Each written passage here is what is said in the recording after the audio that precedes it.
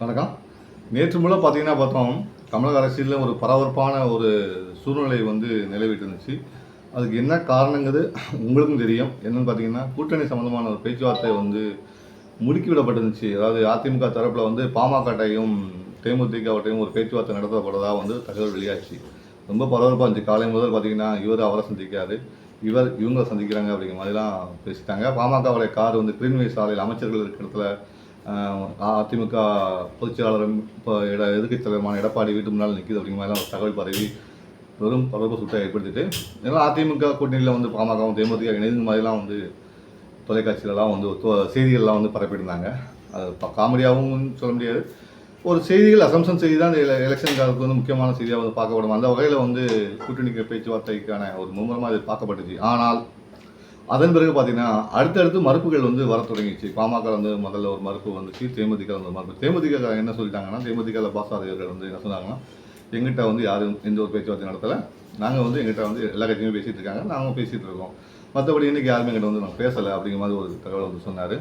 கிட்டத்தட்ட பாமகவும் இதே மாதிரி தான் சொன்னாங்க. பாமகவுடைய கௌரவ தலைவர் ஜி.கே. மணி அவர்கள் என்ன சொன்னாங்கன்னா, அதிமுகவும் சரி பாஜகவும் சரி எங்கிட்ட கூட்டணி சம்பந்தமாக பேச்சுவார்த்தை நடத்திட்டு இருக்காங்க, ஆனால் கூட்டணி குறித்து இறுதி முடிவை நாங்கள் எடுக்கலை.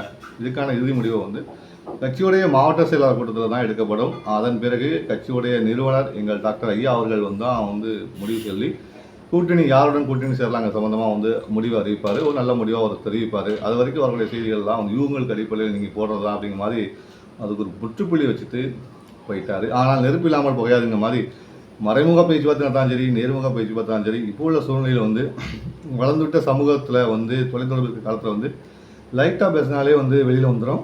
அப்படிப்பட்ட ஒரு காலநிலை நம்ம அந்த காலகட்டத்தில் நின்றுட்டுருக்கோம். அந்த அரசியல் தான் பண்ணிகிட்டு இருக்கோம்.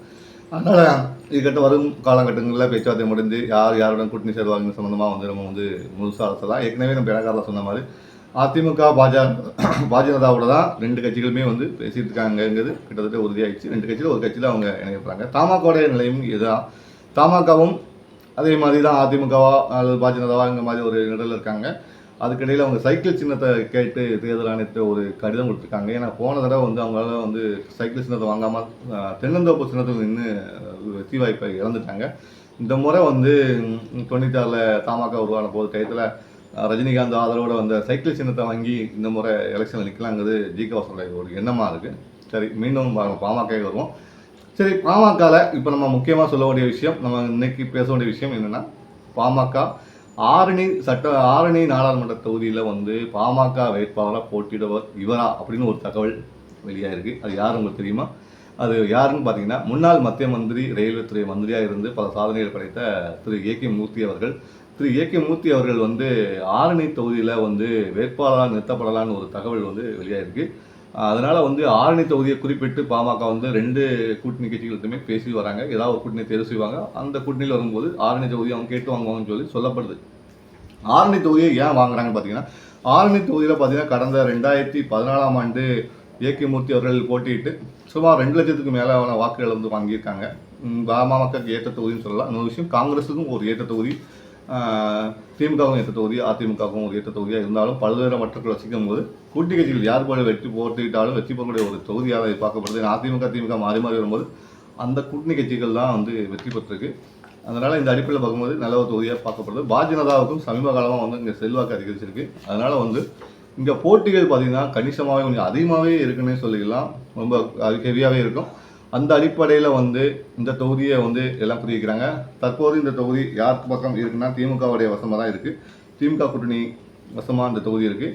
கடந்த பார்லிமெண்ட் தேர்தலெலாம் பார்த்திங்கன்னா விஷ்ணு பிரசாத் அவங்களாம் போட்டிட்டுருக்காங்க. சேலுமலை அதிமுக சார்பில் போட்டிட்டார்.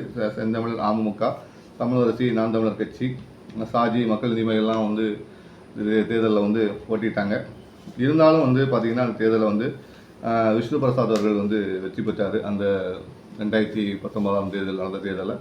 இனிவரும் காலகட்டத்தில் இந்த தேர்தலில் திரும்பவும் காங்கிரஸ் சார்பில் விஷ்ணு பிரசாத் இறங்குவாரா என்பது அந்த கூட்டணி கட்சிக்கு தான் தெரியும். காங்கிரஸ் ஒதுக்கினா மட்டும்தான் அவங்க அதில் நிற்க முடியும்.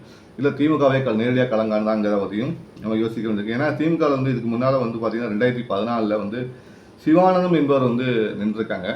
அதனால் இந்த முறை திமுக அதில் கலங்காணுமாங்கிறது தெரியாத ஒரு விஷயமா பார்க்கப்படுது. 2009 பார்த்திங்கன்னா தேமுதிக மோகனம் வந்து 1,00,000க்கு அதிகமான ஓட்டுகள் வாங்கியிருக்கு. தேமுதிகவும் இந்த தொகுதியில் வந்து 2009